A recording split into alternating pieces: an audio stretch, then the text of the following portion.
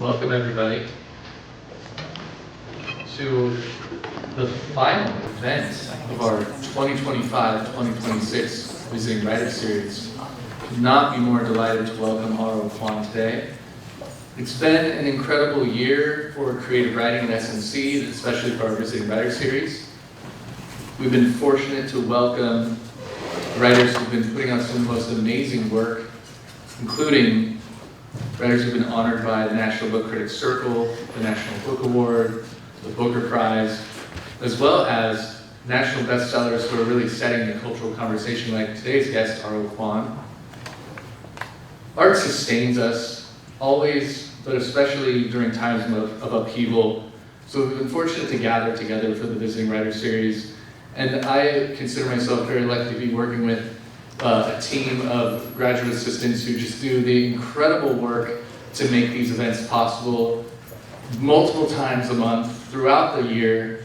They make it look easy, but it's not. And so I do just want to take a moment now to just acknowledge each of their contributions.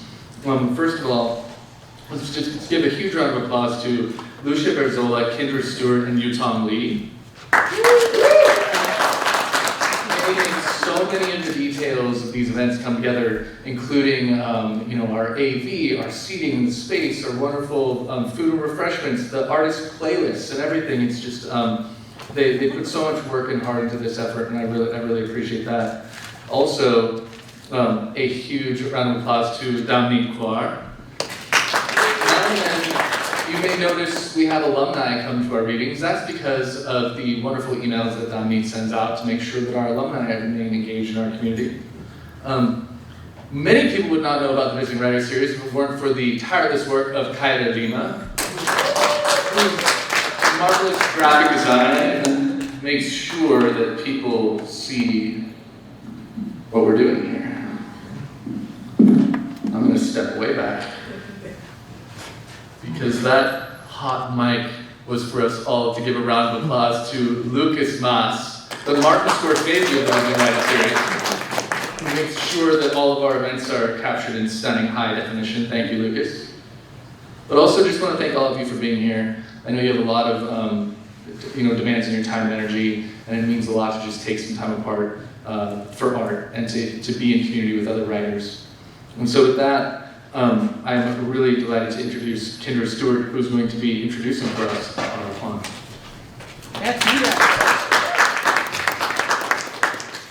Hi everyone, thank you all for being here today. It's such a pleasure to introduce our visiting writer, especially one whose work and overall aura that I admire so much personally, and the fact that this is my last Visiting Writer Series as a third-year student, so it's very emotional.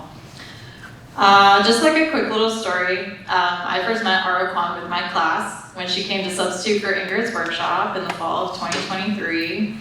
To say that she left an impression is an understatement. My peers who are here today can attest to this.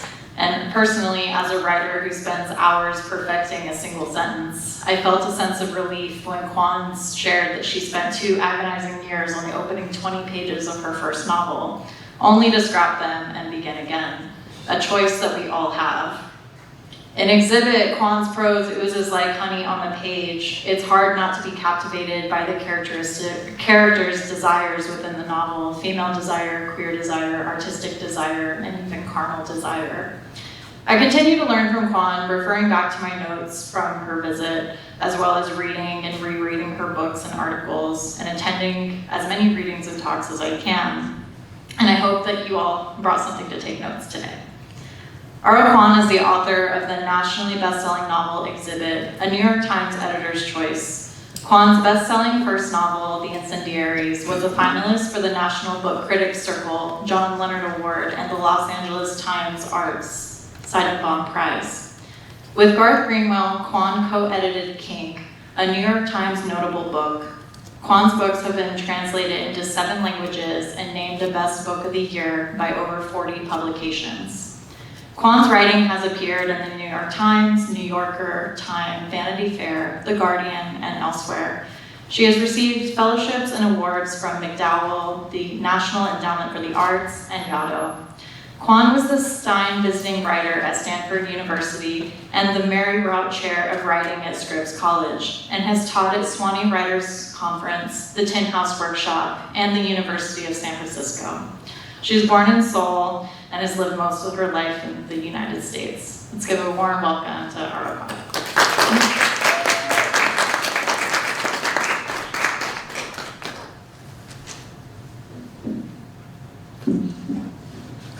Hi, can everybody hear me? Yeah. Okay. Thank you so much for having me. Thank you for being here. Thank you to Chris. Thank you to Kendra for that really generous intro. Really excited to be here with you all. So I'm going to read from this novel exhibit. I'll tell you a little bit about it first. So this novel published exactly under, 11 months and 1 day ago. And so, as you can see by the precise accounting I still keep in my head, I really expected by now, I think especially because this was a second book, I expected by now that I might feel sort of chill about this book. And instead, what has happened is that I still don't take it out to look at it, to do anything with that, except when I have events like this. When the book arrived, so for those of you who don't know, when you publish a book, your publisher usually sends it to you a few weeks ahead of time. So my publisher told me that this box was coming with this book. And so when the box arrived, I screamed, not from joy or pleasure or any such emotion. It was something far closer to fear, and I tossed a heavy shawl over the boxes. I think it might have been this one. It was like a good substantial box covering kind of shawl. And then I didn't look at it again until my publisher had asked, in general, writers are encouraged to post unboxing videos, which you may have seen online. And so what it is they just want you to open a box with your books and video yourself exclaiming, crying, whatever emotions you might have. Because social media really loves extreme emotion, especially if it's authentic. So I opened the box, I took out my book for the first time, I cried, I sent it to my publisher, they were like, great, this is exactly what you should post. So I did that, but then I immediately actually taped the box up, and then I tossed it back, and this time into the closet, because I decided that having a shawl over it was not enough. And then I didn't take it out again until my first book event, which was with Ingrid the day before the book published. And so the book has remained pretty hot to the touch for me. And part of this has to do with, so when I started working on this book and my editor asked what the book was about, I said that I can't talk about it yet, but that there was a lot of sex in it. And she said, fantastic. That's all you need to tell people. You can just go forth with that information. But there is sex in it, and I would say that the book is interested in and centers a variety of desires: a desire for belonging, a desire for community, a desire to try to live as one's full self, desire for faith, desire for love, for being understood, for being seen. And yes, sex is also at the center of it. And the varieties of sex that the book centers are queer, are also kinky. And something that I've realized, especially after publishing this book, but also after publishing an anthology, the anthology that I co-edited, which was titled Kink, and which had to do with sexual kinks. I've come to realize that people seem to think, there seems to be, with people who've read some of my work, there seems to be an idea that perhaps I might be especially free. I might be especially sexually liberated. And so I'm a Korean immigrant woman, and I was raised Catholic. I was so Catholic, and then I turned Protestant. And I was so religious that the shorthand I used to give was that I wanted to be a pastor. But then I lost that faith when I was 17, and so I stopped believing in what I used to believe. But that shorthand was, I realized it was inaccurate. It wasn't quite what I wanted, because I wanted to be a saint. I wanted to be an isolated mystic perhaps in a cave or on top of a pillar as a skylight. I wanted to see the face of God and live. I wanted to walk through fire. I wanted to sing to the Lord all day long and to commune with the divine presence. Once again, I'm not like an easygoing person. I'm not like nobody's ever accused me of being laid back. I really wanted the extremes of what I believed and but then I lost the faith, and then the career path of sainthood became unavailable at that point. But a lot of the strictures that Catholicism and Christianity taught me about what it is to exist in a body, those have been harder to shake off. And Korean women, so Korean women are, as a Korean woman, I am expected to be so reticent about sex that it's wild for Korean women to talk in public about ever having experienced sexual desire. As far as anyone knows, all Korean children have been conceived immaculately. I'm not really supposed to give any indication in public I've ever even thought about sex. And so writing a book that centered sexual desire, I felt as though I had, and in a lot of ways I continue to feel as though I walk around with this like triple heap of shame around anything having to do with my body. There's the Catholic shame, and then there's the Protestant evangelical shame, and then there's the Korean shame. And something that I've come to realize is that so I don't feel free at all is a thing. But what I've come to realize and what has become very important in my writing is the realization that you don't have to feel free to try to do freeing things. You don't have to be liberated to try to do liberating things and to try to do that with your work. And it was important to me because I can talk about this later, but while I was writing this book, I experienced so much anxiety. I had what were sometimes daily, hours-long panic attacks. And when I first started having those, I didn't even quite understand what was going on. And then finally I realized that they were panic attacks. And then I asked Dr. Google what was going on, and Dr. Google said that it was biologically impossible for me to be having hours-long panic attacks. They're supposed to only last for about 15-20 minutes because they're supposed to be too much for your body to handle for that length of time. For anyone who hasn't experienced panic attacks or if you don't know people who've experienced them, your body just becomes convinced that you're dying, and it's very hard to convince your body otherwise. But then, so I went to a real doctor, and the real doctor said, said that what I was experiencing were rolling panic attacks. And so one panic attack would lead to the next, lead to the next. And I'll admit that my first reaction was bizarre pride. I was like, wow, I'm so tough. I have outlier panic attacks. But it wasn't, it wasn't the most fun of experiences. And part of this fear came from the messages I was getting in my body. The messages said, they were so extreme. The messages I was hearing from my body included things like, run, they're going to kill you, the killers are at the door, and you're destroying your hiding place, and you need to go back in hiding. And I believe that given the strictures that used to exist and still exist for Korean women, I think that was my body just trying its best to keep me safe. And trying to keep me alive by the rules that used to work for Korean women. But those rules aren't as applicable now, and so I was trying to fight against that message, and it was important to me to do this. I realized because over and over and over again, when I have felt, there have been times in my life when I felt like a candidate for being the loneliest person in the world. I knew I didn't actually get to win that crown, but I thought I could be a contender.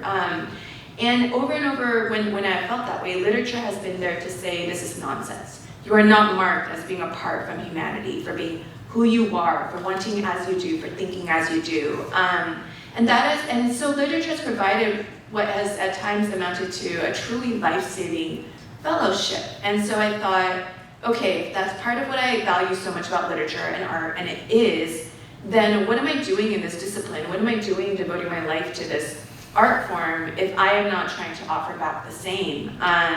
Or as Toni Morrison said, she said, "I am so terrified of terror that I always go where it is, for worse than anything for me is not facing the fear. If something is disturbing to me, I shoot there as fast as I can. I cannot abide that ability to not abide in my own destiny. There's no evasion. It's very compelling to go directly to the source. What you fear, it's always information. That fear that I was experiencing, I worked on this book for 9 years, I should say. I really like saying that, especially when I'm with students, because I feel it's relaxing for writers who are working on their books. It's like, well, I've only been working on mine for 3 years. Definitely gonna beat her. Or I have plenty of time at least. These anxieties that I was experiencing, they became even more intense around the time of the Atlanta spa shootings. If y'all don't remember, there was a series of shootings. There was a massacre there was a massacre that focused on particularly women who worked at spas, Asian women.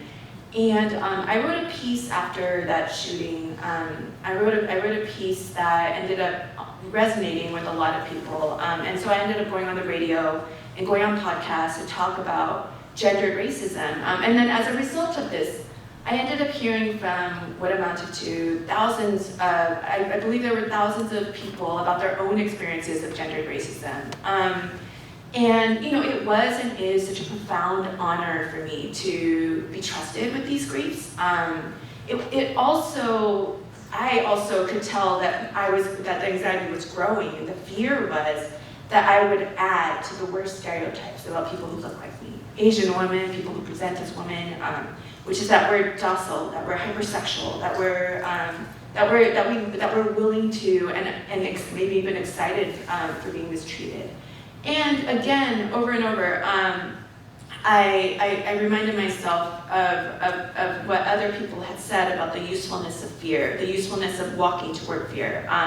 Or as another person whose thoughts I relied on heavily while I was writing on this book, Lucille Clifton, said, this is a little extreme for me because she's like, you cannot do this, you must do that. But I find it useful. This doesn't mean that you have to do it. But you cannot play for safety and make art. You have to get past your own fear. It's all right to be afraid, but if you draw back from what frightens you, then you may as well stop writing because in a way, everything is frightening. Every morning you wake up to the unexpected, to what might kill you, but you have to do it anyway. Once you decide, I will see clearly, I will speak clearly, I will say what I see, then you have to do it all. I find that to be very useful, but you don't have to do it all. You don't have to do what she says, but I found it useful. In the end, I think part of what happened with writing this book was my characters ended up leading me. My narrator becomes more courageous toward the course of this book and pursuing her desire to live a fuller life. And then I found that I could try to follow her there. I could try to follow where my character was leading. I'll read briefly from the start of the book. One of the many fears that I was having around this book had to do with I've been partnered with my husband since we've been together since college, and I'm extremely monogamous. And I was afraid that everyone in my life and in his life was going to think that because there's a narrator in this, the narrator in this book the main narrator is a Korean American queer woman artist, and she has an affair with another Korean artist. But I was so afraid that people were going to think that this was purely autobiographical because I too am a queer Korean American woman artist, and I know it's so human to, when the background matches up like that, so human to wonder about to what extent a book might be autofiction. It's so human to read into a book and to assume that you know something about someone's life. So I was very afraid that I was just like telling all my friends, and I was saying over and over, I'm so afraid that people will think I've had an affair with a Korean ballerina. And then and one friend did me a giant favor, and she just said, Reese, so you're afraid people will think you've had an affair with a glamorous Korean ballerina. I want people to think I've had an affair with a gorgeous Korean ballerina. Everyone wants everyone else to think they've had an affair with a beautiful, brilliant, incredibly accomplished Korean ballerina. So she said, if people ask if this novel is autobiographical, just say, no, it's about my friend Rebecca. I'll read a little bit from the front of the book, from the start of the book. A quick content warning. The novel starts with a double suicide that takes place 100 plus years ago. It's based on a family story. And it'll be about a half minute of that. So if you want to stop out or anything to take care of yourself, please do. 1. She'd go up the tall pine first. He flung his leg on a bough close behind. She didn't slip, her leaps agile. Hamburg silk, bright, swift, flared with each jump. If cloth tangled with a sprig, he lunged to help. In the fresh light, they kept going as high as possible. His parents, upset, hadn't slept. He'd spoken the past night of his plan to wed a Kisang. Startled, his parents said he must be joking. No Kisang, paid to sing, jig, and flirt in public, had the right to wed a Han. Not just a Han, the prized first son obliged to pass along his line. He'd begged pardon and forget this whore of a girl. Instead, as I told Lydia, he replied that he loved this Kisang. She'd be his wife. If you don't stop talking, his father said, I'll kill you. Lips tight, the son left. Night lifted. Oil-polished hunting doors slid open. A maid wailed. Paired bodies hung from the pine, Hamburg's crippling. Necks breaking, they died. In my Omma's telling, this old tale proved lasting. Trailing bodies, spoiled lives, and evil I'd also perhaps inherit. People said the Kisang spirit, abiding, hostile to all Hans, kept us cursed. It might be nothing, but spite held a ghost close to the living. It was best, though, not to talk of the spirit. I ought to tell future offspring, a husband. No one else, darling, Amma said. Just by talking, I'd rustle up the Kisang's ghost. Still, it might find me, this birthright evil. I'd flag it through a wild urge to risk for a futile single love all the ties I rated high.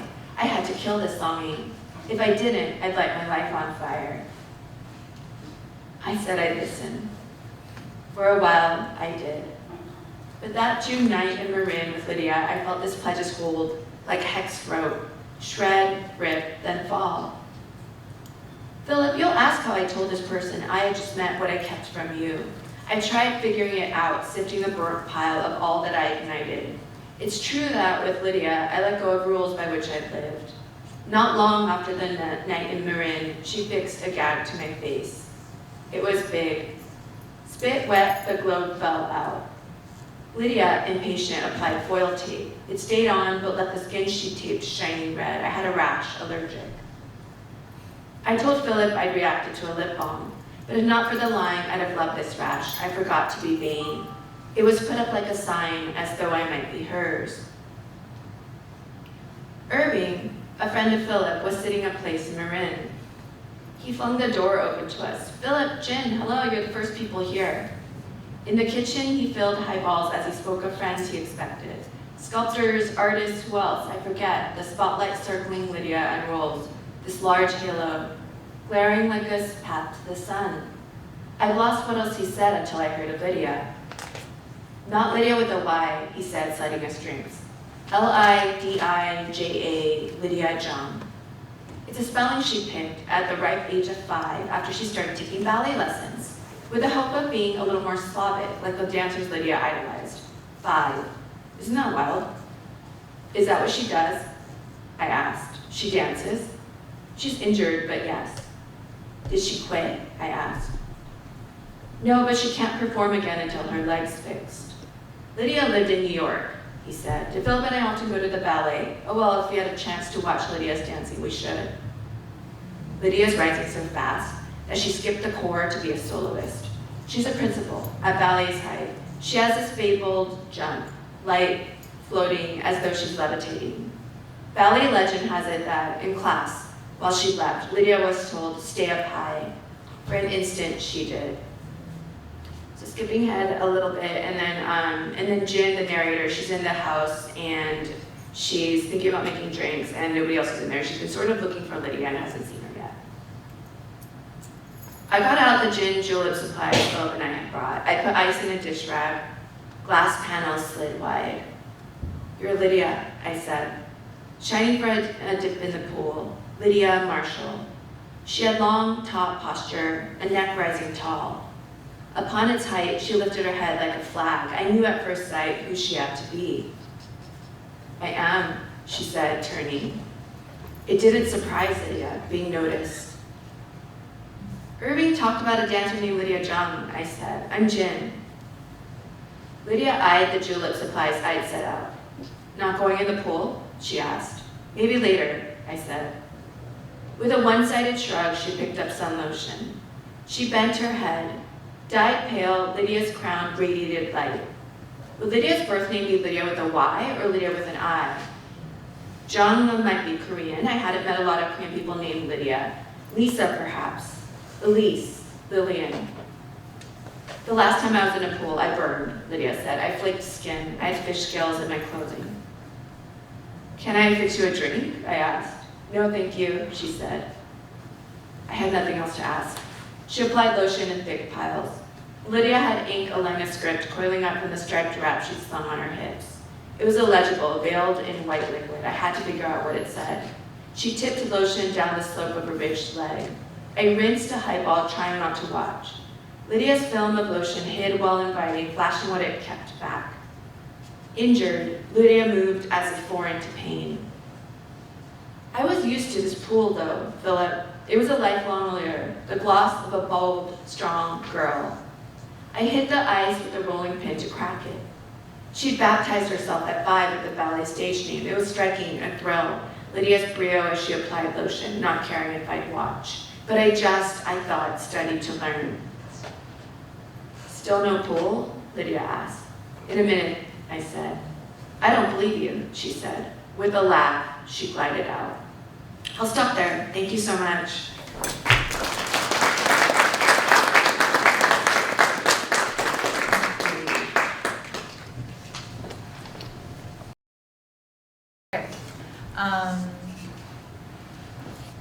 Thank you for your reading. It was so beautiful. I've read the book twice, and every time it just feels so immersive in the prose.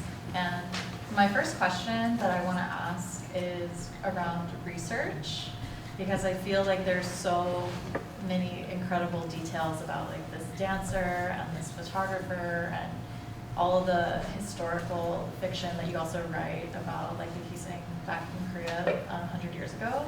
So do you want to talk a little bit about your research process? Yeah, sure. That's, are both our mics on? No? Just yours. Oh, okay. We can also switch it back, of course. So, how's that? How's it sound? Like that? Okay. Okay. All right. So yeah, there was a lot of research along the way, including at various points. I took ballet lessons, choreography lessons, photo lessons, and part of it for me is that I tend to need to know what's going on with characters' bodies. And one thing I like to do when I feel extra stuck is to try to forcibly, to the extent possible, eject myself out of my body into a character's body and ask myself what they're feeling, what they want, are they hungry, just the basics of their bodies. And then so I was trying to the extent that I could to learn a lot along those lines. And I also ended up interviewing dancers and visual artists, etc. But I think the part of the research that ended up being the most harrowing, but also incredibly rewarding, was it wasn't until so 7 years into this 9-year book, I didn't have half of the chapters are narrated in very short chapters by this Kising, this courtesan from 100+ years ago, and at the 7-year mark, those chapters weren't there, and she was silent. She never spoke, and there was just that opening scene with her and this boy / man with whom she died, and then she sort of haunted the book, but she didn't really talk, and she had no name. And because this book was based on a historical figure, I felt that I couldn't impose a name on the ghost, because there was no way that her name would have survived through all those years, no more than the Kising whose story inspired this part of the novel, no more than her name has survived. So I felt that it would be a violence to impose a name on a character whose name possibly have made it through. But then I was also thinking, okay, great, we have all these ideas about violence and posing, blah, blah. And what we have in the end is a dead girl who doesn't talk and has no name. And so that goes against all of my political beliefs. And I thought, and I really wanted that to change, but I also believe in following my characters, and they make the book, and I don't impose my political beliefs on the characters, etc. So then I felt kind of stuck. But I was at this talk that the wonderful writer Lydia Yubnovich was giving, and I was actually there with Ingrid, and Lydia, as part of while we were there, she had us talk. She had each of us shout out a line that came to us, and the line that came to me was something along the lines of, "Do you jerks still think I died for him?" And it was so exciting and chilling. And I was just like, that's the ghost. That's the ghost. She's talking to me. But this raises a lot of questions, because up until that point, I did think she died for him. So then what? And then the story ended up turning queer, etc. But I was so excited. I was also so dismayed, because I knew that this was going to require months of research at the very least. So then I went off into my JSTOR wilderness period, which is when I just wandered the archives of JSTOR, reading anything I could find.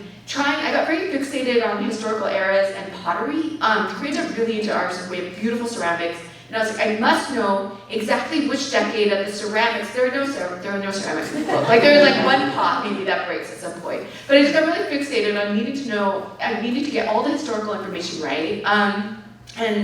And part of it comes from diasporic shame, right? I'm moderately fluent in Korean, but not so fluent that I can read in the archives with no trouble. So of course, part of me was also thinking, well, if I were perfectly fluent in Korean, then I could read this in the Korean, and then I would know exactly which pottery period we're talking about, without having to feel quite so lost. And what really freed me was I read something about Korean university students in Seoul retroactively conferring queerness on historical figures.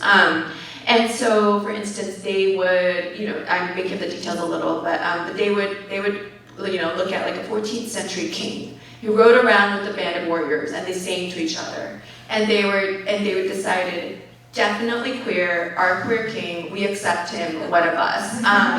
And because part of what I was doing while hunting around in the archives was I was also looking for like evidence of queer women hanging out, being queer, which of course, and I thought, oh right, when I heard about these Korean students in Seoul, I thought, oh right, of course, our histories are always erased. There are always holes in our history. All those stories about like Victorian women they're like two Victorian women who lived together their whole lives, are completely devoted to each other. We're buried right next to each other, such good friends. Friendship is such a powerful force. So I thought, oh, I can make things up. It's fiction, it's okay. Also, the Kiseng narrator, she's a ghost. She can fly. I don't have to be quite so worried about perfect historical accuracy, so yeah. Thank you, that's so fascinating, especially because you said 9 years working on this book, and it was like 10 years for your other book, is that correct? Yeah, so I guess how much of that time would you dedicate to writing versus research versus revision? That's a great question. Let's see. So yeah, the first book took 10, the second took 9. There was some overlap between the two periods, but still. And I tended to research as I went, and so which means that I felt that there was permanently a backlog of more I could know. But I also knew that at a certain point that it is still fiction, and so I would research as I went. Like right now, I have various categories. The book I'm working on right now, I've been working on it for a year and a half, and it probably involves an art heist. So I'm researching as I go, and it's really bothering me that, for instance, I'm like really not all that, I'm not all that up on the mechanics of how to do a heist, but that's an area where I just keep feeling as though I need to know a lot more than I do, but I'm just researching as I go, so it's running concurrently. Otherwise, of course, it's so easy to fall into a research hole and not write and tell myself, I'm working, and I am, but. And also, I know that you published a process journal while you were working on this book. Is that something that you think you're going to continue to do? Did you just start doing it for exhibit? Yeah, let's see. So I started keeping a vague process journal sometime in 2016 or so. And so it's just a journal in which every now and then I'll just write down thoughts about what's going on with the book. Sometimes I'll write thoughts about other things too, but it's sort of talking to myself almost about what's going on with the book. And yeah, I found it to be enormously helpful, in part because I think it's easy in a lot of ways, as the news is so horrible. There's so much that's going on. In some ways, it's easy for me to look at the past and think, oh, things were so much easier 8 years ago, or I was so much more cheerful then. And then if I look back through the journals, it's just like, oh no, I'm still the same melancholic, glum person I've been this whole time. The past two books, I felt exactly this confused, if not more.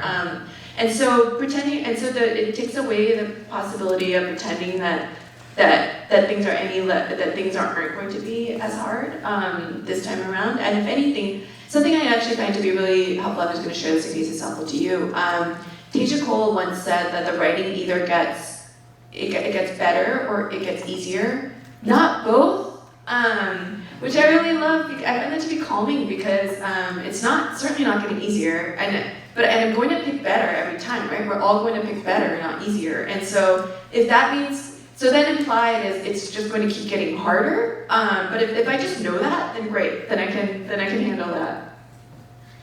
Something that I think about a lot is when you visited Ingrid's class and you saw that writers are a lot like plants, and they require like sunshine and nourishment, water, all the basic things, like the most basic levels of self-care that are required for anyone, like not just writers. But you talked about the importance of taking care of yourself, and something that other writers, I've been asking other writers about what kind of practices do they have that contribute to their writing.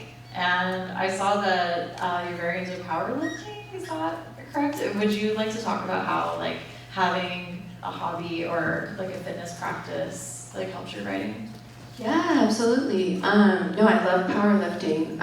So I don't think of it so much as a hobby. I think I don't really have hobbies. I think of it more as a form of exercise that I like and will keep doing, and therefore I can keep my body intact longer for more books, I hope.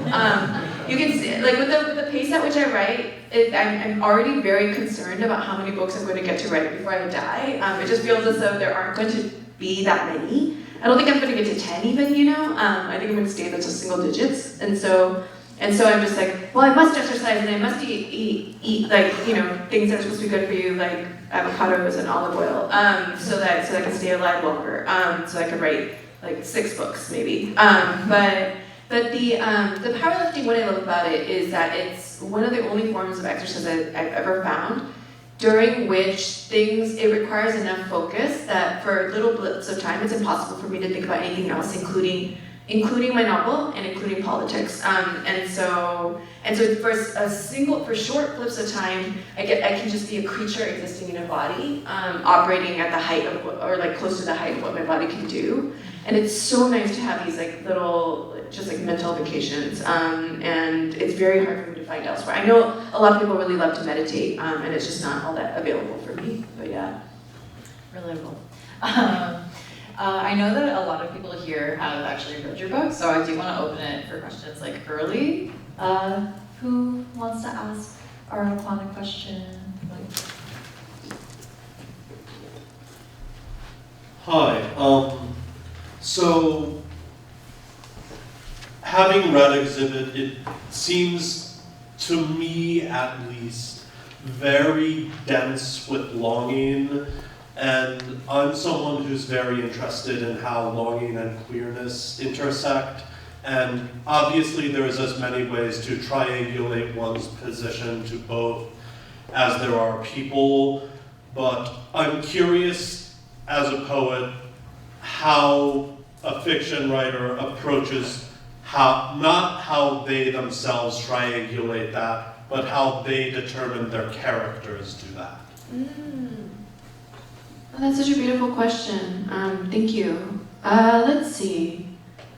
First of all, I should say I wish I could be a poet. If I could choose my life, I would rather be a poet. And I know I'm not a poet though, for a couple of reasons. And one is that when I memorize poetry, I lose all the line breaks, and so it starts just memorizes as prose for me.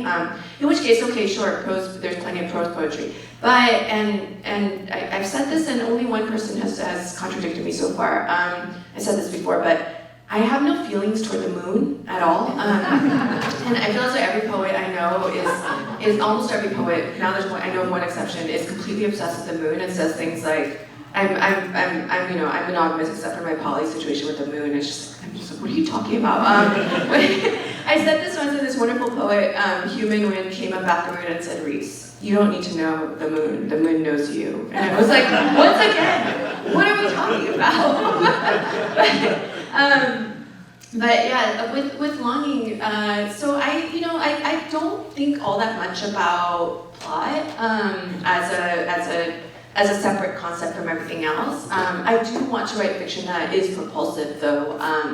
And what I think about instead is desire. And I think about how an exercise I often have students do is to sit down and just for like 3 minutes try to make a list very fast of, you could try it after this if you want, of all the desires that I can locate in my body, ranging from I need a glass of water to I want to finish my book to would really like the climate crisis to turn around,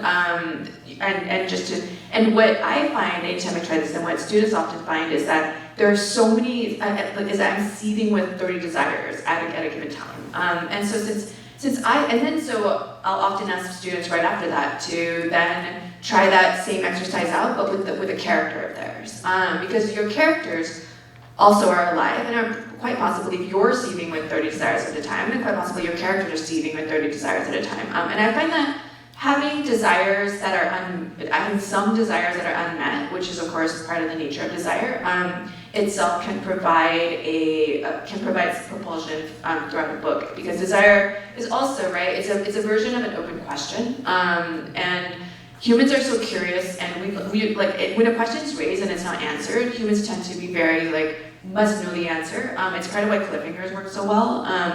And desire is a form of an open question, and questions that are raised when the minute someone has an unmet desire include, will this person get what they want? How will they get what they want? If they're not going to get what they want, then what are they going to do? If they get what they want, what next? Because as you all probably know, unless you are extremely enlightened, in which case I applaud you. Meeting a desire tends to provide no real resting place, that's like one of my primary organizing principles when I write fiction.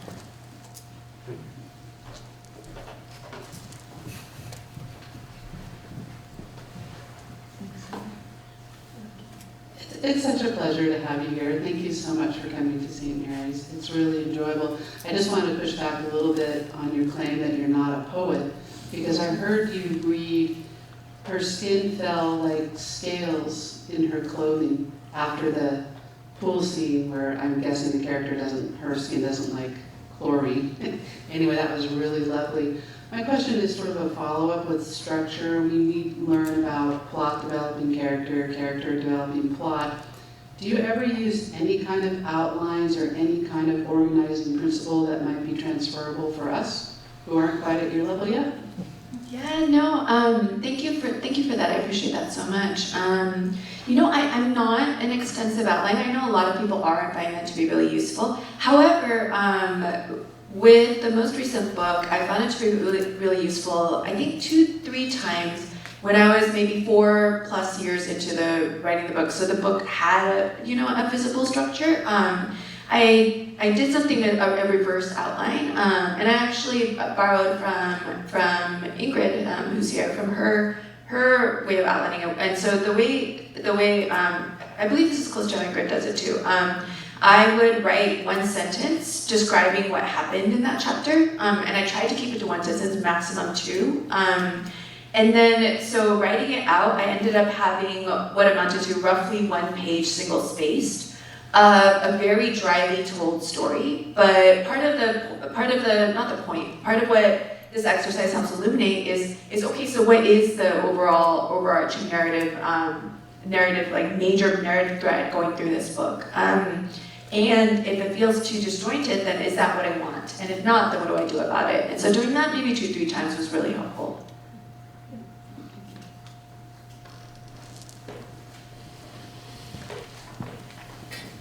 Hi, your comment earlier on how literature has provided like a life-saving fellowship was really resonant to me, and also started making me think about, and some of your other comments, about how once you publish a work and make it public, you're giving away a little bit of your own like authority and autonomy as a writer, because now you're like letting the readers interpret your work, and you can't really like tell them this was my intention with the story, like you said, like defending like, oh, I didn't actually have an affair in this story. And I was thinking about that too, because in my own class I'm reading I Do Everything I'm Told by Megan Fernandez, and I was like asking my professor, I'm like, hey, can I talk about like diasporic like relationships and like loss of identity in a post-colonial context? And I was like, because there's nothing online that says this was the intention of Megan Fernandez. It's mostly just about desire. Nobody really talks about anything like post-colonial in there. And so I guess my question is kind of like, how do you navigate kind of giving away authority to your readers once you publish a work? And if you need to guide readers towards the message you're trying to convey, or is that even an obligation you need to have? Because sometimes I feel like I write something and I'm like, well, I don't really know what message I'm trying to get at until after I write it. So how do you go about, I guess, like displacing that authority a little bit, but still trying to point your readers in the general direction of what you're trying to say? That's such a beautiful question. You're asking such profound questions. Let's see. So I do believe, because it's my experience of reading for sure, that a reader makes maybe 50% of a book. You provide 50%. A reader provides the other half, and that's part of why rereading fiction can be so rewarding, because like the 7th time you read a book, it's going to be a noticeably different book than the first time you read it. I do also let's see. So essays I wrote when Exhibit came out, before, during, and right after the book came out, included essays having to do with Kink, essays having to do with the Korean relationships with shame, especially shame having to do with people's bodies. There's an essay on parents, regretful parents, so parents who have had kids and love them, and if they could be given a time machine, might choose not to have had the kids. And I went into that because there's one of the central questions in this book is there's a character who really wants to have kids and there's a character who doesn't, and unfortunately they're married to each other, so they have to figure that out. But I thought about it as, and you don't have to do this at all, not everybody does it, but publishers will ask and encourage you to publish essays around the time of your book coming out, and so I thought about it as, okay, sure, I don't mind writing a few essays, and I thought about it as terrarium building, or as clearing land to make it. I was trying to create conditions in which this book could be read, not quite like as I meant it, but at least like not like completely away from what I sort of hoped people, from how I hoped people would read it. And so yeah, I thought of it as creating conditions in which the book could live, could survive, and. So, for instance, there was an essay I wrote that had to do with Kink, and I did that in part because when the anthology I co-edited, Kink, came out, we ended up, after the book published, writing a couple of essays that had to do with what felt to me like very basic things, like that Kink isn't inherently abuse, that Kink isn't inherently anti-feminist, and the reason I ended up publishing those essays is because the day Kink published, Twitter was still very popular back then, and then so we would, my co-editor and I, Garth, and I were getting all these tweets from people who were telling us that Kink is abuse, that the book is inherently anti-feminist, and then what was wild was that it wasn't just like they were editors at major publishing houses in the UK. They were writers with who we would have thought wouldn't hold such backwards views in the UK. And then we realized, oh, they're all in the UK. Okay, there's a comment down here. And then we looked at their tweet history and they were like, oh, you're TERFs or you're SWERFs. In which case, like, A, I don't care what you think. But B, I'm so annoyed that there's this other counter narrative out there. So we were just sort of like reacting to sort of some of this. And with Exhibit, I didn't want to react so much. I wanted to prepare ahead of time. But yeah.